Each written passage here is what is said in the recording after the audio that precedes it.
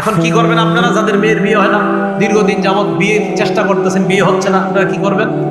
আল্লাহরে বলবেন, ইয়া হাইয়্যু ইয়া কাইয়্যুম, হে হাই হে কাইয়্যুম, আমার মেয়ের বিয়ে হচ্ছে না 3 বছর, আল্লাহ আপনি বিয়ের ব্যবস্থা করায় দেন। কেন বলবেন? দুইটা হাদিস শুনেন, তারপর বুঝবেন। প্রথম হাদিসটা আসছে মুসনাদে আহমদ কিতাবের একটা ভার্সন আছে, নাম তাখরিজুল মুসনাদ, হাদিস নাম্বার 27611 নাম্বার হাদিস।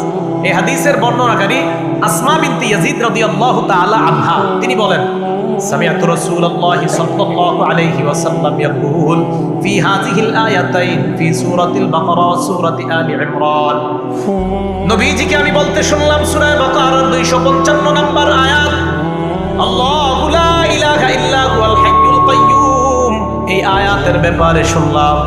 সূরা আলি ইমরানের 2 নাম্বার আয়াতের ব্যাপারে শুনলাম। নবীজি কি বলে দেখেন, ইন্না ফীহিমা ইসমুল্লাহিল আযম, নবীজি বলেন এই 2 সূরার মধ্যে ইসমে আযম আছে। ইসমে আযম, আল ইসমুল আযম, এই 2 আয়াতের মধ্যে ইসমে আযম আছে। নবীজি বললেন আল্লাহর মহান 2টা নাম আছে এই 2 আয়াতের মধ্যে। সেই 2টা নাম হলো, 1 নাম্বার হাইয়ুন, 2 নাম্বার কাইয়্যুম। তাহলে বলেন তো আল্লাহর মহান নাম 2টা, সবাই বলেন কি কি? আবার আল্লাহর মহান নাম 2টা কি কি? এই হাইয়ুন কাইয়্যুম দিয়ে দোয়া করলে যে দোয়া কবুল হয়, এই কথা কই আছে? তাখরিজুজ জাদিল মাআদ একটা কিতাব আছে, এই কিতাবের 4 নাম্বার হলো 188 নাম্বার পৃষ্ঠা।